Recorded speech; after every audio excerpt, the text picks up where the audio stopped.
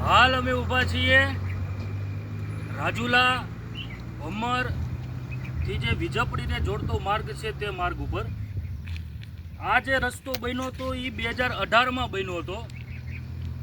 હલકી કક્ષાના મટીરિયલ વાપરીને લોકો સાથે છેતરપિંડી કરીને જે તે એજન્સી જે તે કોન્ટ્રાક્ટરે રોડ બનાવ્યો અને 2019માં રોડ તૂટી ગયો.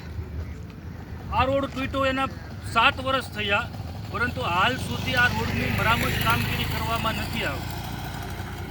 તંત્રને વારંવાર રજૂઆત કરી છતાં પણ આ રોડની સ્થિતિ આમની આમ છે. આ રોડ ઉપરથી અવારનવાર મોટા વાહનો જતા હોય, બસો ચાલતી હોય, ટ્રકો ચાલતા હોય, નાના વાહનો હોય, ફોર વ્હીલો ચાલતી હોય અને પબ્લિક ટ્રાન્સપોર્ટેશન માટેનો આ રોડ છે. છતાં પણ આ રોડ ઉપર કોઈ પણ પ્રકારની વ્યવસ્થિત કામગીરી કરવામાં નથી આવતી. તંત્ર હંમેશા કાનાડા હાથ કરી દે છે, કોઈનું સાંભળતી નથી.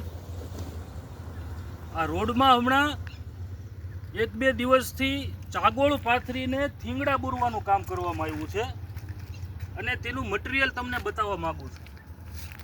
આપ જોઈ શકો છો આ મટીરિયલ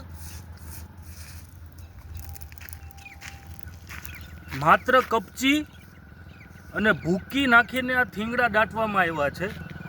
આ 1 દિવસ ઉપર થઈ ગયું, માથે 5 છાંટા પડ્યા અને આ મટીરિયલ તમે જોઈ શકો છો તેમ ફરી પાછું બહાર આવી.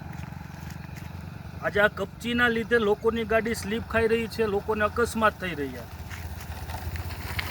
પરંતુ સરકાર આ બાબતે કાંઈ પણ કરવા વિચારતી નથી. અમારા દોલતી ગામથી લઈને વિજપડી સ્ટેશન સુધીનો રોડ 2022ના ઇલેક્શનના 1 વર્ષ પહેલાં મંજૂર થયેલો 2 કરોડ રૂપિયાની ગ્રાન્ટ એના માટે હતી. પૂર્વ સાંસદ ભમર ગામમાં આવીને તેનું ભૂમિપૂજન કરી ગયા, પરંતુ આજ સુધી તેમાં ભૂમિપૂજન બાદ કાર્યવાહી કરવામાં નથી આવી. ચોમાસાનો વરસાદ પડ્યો, પહેલો વરસાદ પડ્યો અને બ્રિજ ધોવાઈ ગયો.